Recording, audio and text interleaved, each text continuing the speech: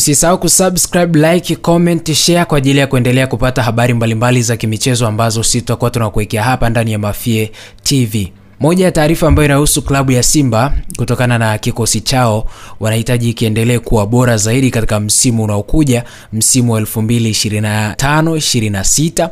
Na bwana, taarifa moja kutoka pale Jamhuri ya Kidemokrasia ya Kongo ambayo tumeipata kutoka kwenye klabu ya Maniema ni kwamba unaambiwa, inaelezwa klabu ya Simba imetuma ofa kubwa kwa klabu ya FC Maniema Union ambayo inamiliki mchezaji Maxi Nzengeli. Kabla ya kutua Young Africans alikuja kwa mkopo.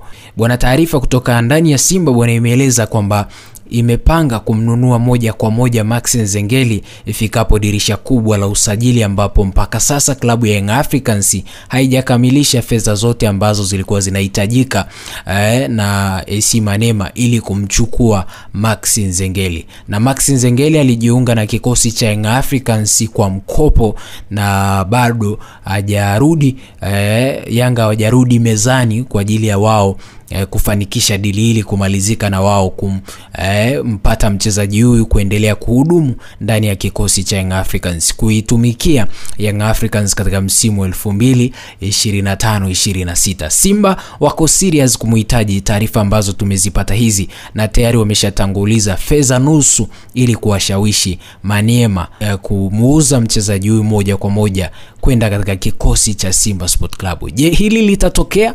Sisi bwana ni taarifa ambazo tunazisubiri.